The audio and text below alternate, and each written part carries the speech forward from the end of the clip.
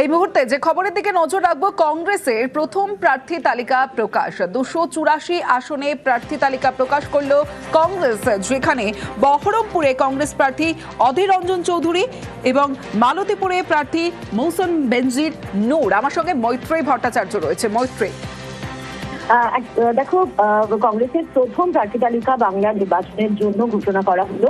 284 আসনে প্রার্থী ঘোষণা করেছে কংগ্রেস। এর আগেই কংগ্রেসের তরফ থেকে একলা চলো নীতি নেওয়া হয়েছিল এবং ঘোষণা করা হয়েছিল যে এবারের পশ্চিমবঙ্গের নির্বাচনে তারা একাই লড়বেন। সেই মতো গতকাল দীর্ঘক্ষণ সিইসির বৈঠক চলে কেন্দ্রীয় নির্বাচন কমিটির, এবং তারপরে 284 আসনের প্রার্থী চূড়ান্ত হয়েছে। বহরমপুর থেকে প্রার্থী হতে চলেছেন অধীর রঞ্জন চৌধুরী, যেটা এক নিঃসন্দেহে একটা বড় নাম। মালতীপুরে মৌসুম নূর প্রার্থী হতে চলেছেন। চাকুলিয়ায় কংগ্রেসের অত্যন্ত পরিচিত নেতা ভিক্টর, তিনি প্রার্থী হতে চলেছেন। ভবানীপুরে দক্ষিণ কলকাতার পরিচিত কংগ্রেস নেতা প্রদীপ প্রসাদ, তিনি প্রার্থী হচ্ছেন। বালিগঞ্জ থেকে প্রার্থী হচ্ছেন রোহন মিত্র। রাসবিহারী থেকে আশুতোষ চ্যাটার্জি, মানিকতলা থেকে সুমন রায়চৌধুরী। 284 জনের যে প্রার্থী তালিকা রয়েছে তাতে মুসলিম প্রার্থীদের ওপর একটু বেশি জোর দেওয়া হয়েছে, এবং সেই প্রার্থীর সংখ্যাও পার্সেন্টেজ ওয়াইজও কিন্তু যথেষ্টই গুরুত্ব পেয়েছে বলেই প্রার্থী তালিকা থেকে উঠে আসছে। বেশ,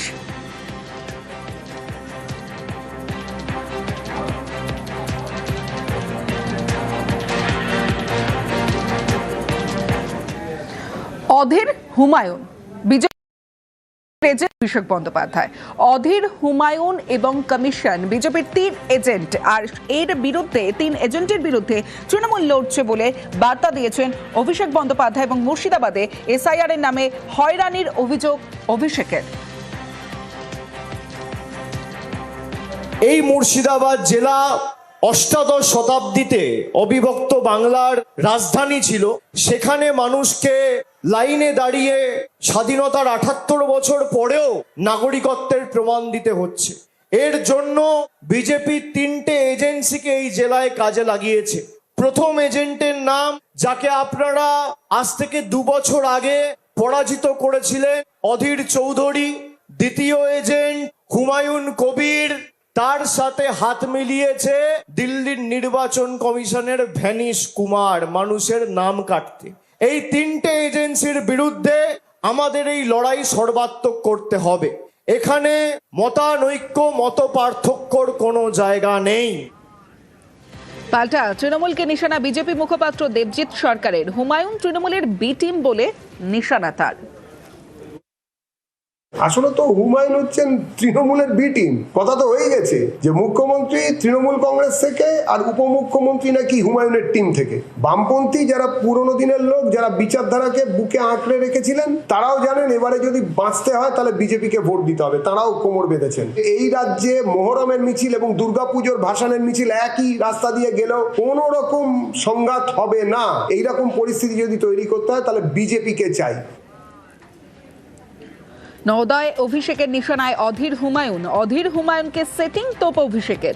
বিজেপির বিরুদ্ধে সংখ্যালঘু অত্যাচারের অভিযোগ। বিবেকবোধ থাকলে কেন্দ্রীয় নিরাপত্তা ছেড়ে দেওয়ার চ্যালেঞ্জ। অধীর হুমায়ুনকে চ্যালেঞ্জ অভিষেক বন্দ্যোপাধ্যায়। এখানে ভাইয়ে ভাইয়ে যে বিভেদ তৈরি করার এই অক্সিজেনকে দিচ্ছে বিজেপি। আপনি দেখবেন মমতা বন্দ্যোপাধ্যায়, তাকে নিরাপত্তা দেয় স্টেট পুলিশ, আর হুমায়ুন কবির আর অধীর রঞ্জন চৌধুরীকে নিরাপত্তা দেয় অমিত শাহর সিআরপিএফ। এবার বলতেই পারে যে আমাদের রাজ্য পুলিশ যায় না। আমি চ্যালেঞ্জ করে যাচ্ছি হুমায়ুন কবির আর অধীর চৌধুরীকে। যে অত্যাচার নরেন্দ্র মোদী আর অমিত শাহের সরকার সংখ্যালঘু ভাইদের উপর করেছে, আপনার যদি ন্যূনতম বিবেকবোধ থাকে, আপনি আপনার নিরাপত্তা রক্ষী তাদের কাছে ফিরিয়ে দিন। রাজ্য সরকার 24 ঘন্টার মধ্যে আপনাদের নিরাপত্তা রক্ষী দেবে। আমি মমতা বন্দ্যোপাধ্যায়কে অনুরোধ করব।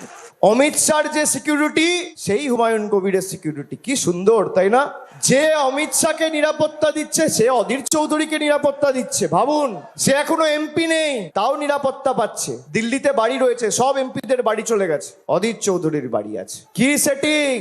কটা নোটিশ দিয়েছে এদেরকে ইডি সিবিআই।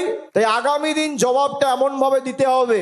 4 তারিখ হুমায়ুন বাবু আর অধীর বাবু আর মোদি বাবু ভোট বাক্স খোলার পর যেন পদ্ম ফুলের নেতা আর এজেন্সির নেতারা, এজেন্টরা সব চোখে সর্ষে ফুল দেখে, এটা সুনিশ্চিত করতে হবে। বিজেপি কাউকে নিরাপত্তা পাইয়ে দেয় না, পাল্টা জবাব দেবজিৎ সরকারের। আরে নিরাপত্তা দেন সেটা কেন দেন? হাইকোর্টের অনেক জায়গায় অবজারভেশন আছে, নিরাপত্তা তো এরকম ভাবে বিজেপি কাউকে পাইয়ে দিচ্ছে এরকম হতে পারে না। হয় জেনে শুনে বলছে অথবা না জেনে বলছে এবং মানুষকে বিভ্রান্ত করছে। সামনে ভোট, তৃণমূলকে সরাতে হবে, বিজেপিকে আনতে হবে।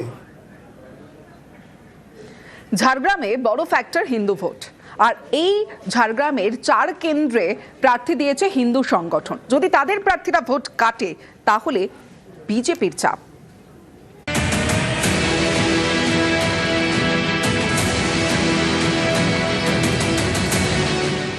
রাজ্যের পশ্চিমের জেলা ঝাড়গ্রাম। এই জেলায় 4টি বিধানসভা আসন: ঝাড়গ্রাম, নয়াগ্রাম, গোপীবল্লভপুর এবং বিনপুর। ভোটের লড়াইয়ে এই 4 আসনে প্রার্থী দিয়েছে তৃণমূল এবং বিজেপি। শনিবার ঝাড়গ্রামে 4 কেন্দ্রে প্রার্থী ঘোষণা করে একটি নতুন সংগঠন, পশ্চিমবঙ্গ হিন্দু সুরক্ষা বাহিনী।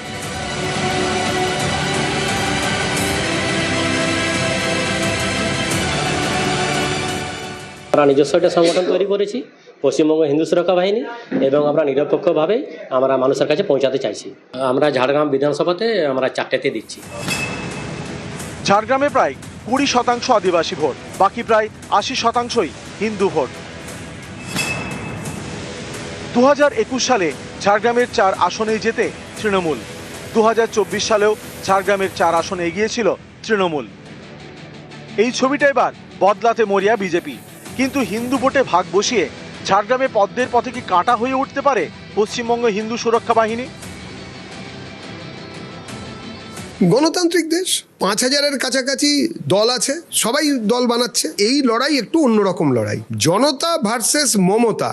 এই লড়াইতে যারা ভোট কেটে মমতাকে সহায়তা করবেন, মানুষকে বিভ্রান্ত করে তৃণমূলকে ঘুরিয়ে আরেকবার ক্ষমতা আনানোর চেষ্টা করছেন, পশ্চিমবঙ্গের মানুষ এটা মেনে নেবে না। আমরা সবার সঙ্গে অসুবিধাতে পাশে দাঁড়াই। হিন্দুদের উপরে অত্যাচার হলে মানবিকভাবে হিন্দুদের জন্য যারা দাঁড়িয়েছেন সেটা বিজেপি। আমরা সবার সঙ্গে সবার বিকাশের কথা বলি। নিউজ 18 বাংলা। দ্বিতীয় সাপ্লিমেন্টারি লিস্ট প্রকাশের পর নানা জায়গায় উদ্বেগ। ফাঁসি দেওয়ার 2টি বুথে 609 জনের নাম বাদ গিয়েছে বলে অভিযোগ। অন্যদিকে মগরাহাটে সেখানে 93 জন বিচারাধীন, তার মধ্যে 33 জনের নাম বাদ গেছে, যে 33 জন মহিলা।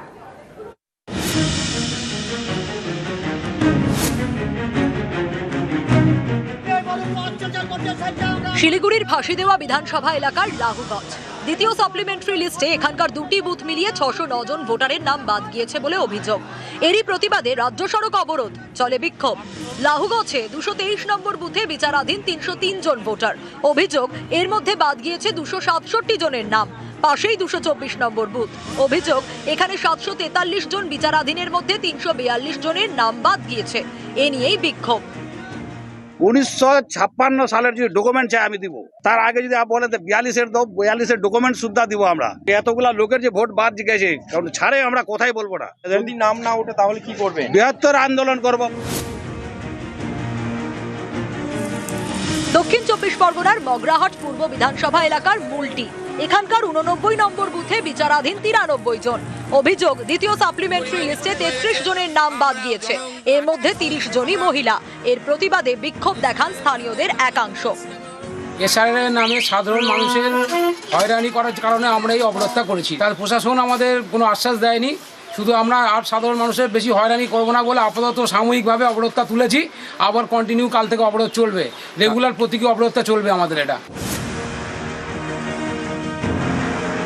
আলিপুরদুয়ার পুরসভার 6 নম্বর ওয়ার্ড। অভিযোগ, এখানকার 3টি বুথ মিলে বাদ গিয়েছে 32 জনের নাম, তাদের মধ্যে 18 জন মহিলা।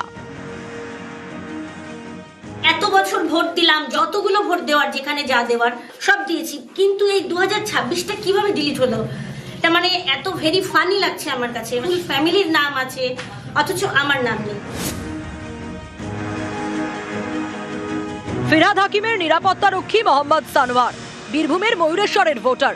অভিযোগ, তার নামও বাদ গিয়েছে। এই আমার সিকিউরিটি আজ গ্রাম থেকে ফিরে এসছে। শুধু এর নয়, এরকম অনেক যারা গভর্নমেন্ট সার্ভিস করে, যারা পুলিশে চাকরি করে, তাদের প্রচুর নাম বাদ হয়েছে। ও আমায় বলছিল যে ওর বুথে 1010টা ভোট আছে, তার মধ্যে 650টা অ্যাডজুডিকেশনে ডিলিটেড হয়ে গেছে। টলিগঞ্জ বিধানসভা এলাকার বাসিন্দা রিয়া রায় অভিযোগ দ্বিতীয় সাপ্লিমেন্টারি লিস্টে বাদ গিয়েছে তার নাম। আচ্ছা, পুরো বার্থ সার্টিফিকেট ডিটেলস আছে, আমার মাধ্যমিকের অ্যাডমিট কার্ড, উচ্চ মাধ্যমিকের অ্যাডমিট কার্ড, যত কিছু থাকার কথা প্রপারলি সমস্ত ডকুমেন্টস আমার কাছে আছে। তাহলে আমি তো সেটাই বুঝতে পারছি না যে এটা কিভাবে হতে পারে। টলিগঞ্জেরই বাসিন্দা টুলু ভট্টাচার্য এবং তার ছেলে সুব্রত অভিযোগ দ্বিতীয় তালিকায় তাদের দুজনের নামই বাদ গিয়েছে। আমাদের এতদিন অ্যাডজুডিকেশনে ছিল, তারপর এখন ডিলিটেড দেখাচ্ছে, কিন্তু আমার মা এখানে 34 বছর বিয়ের পর থেকে এখানে ভোট দিচ্ছে, আমার জন্ম এখানে, আমার মা বাবার জন্ম এখানে, তাহলে এখানে নামটা ডিলিটেড হলো কি করে আমি এটা বুঝতে পারছি। বীরভূমের deputy district election officer Sheikh Mohammad Irfan Habib, তিনি পূর্ব বর্ধমানের রায়না বিধানসভা এলাকার ভোটার, দ্বিতীয় তালিকায় তার নাম বাদ। নিউজ 18 বাংলা।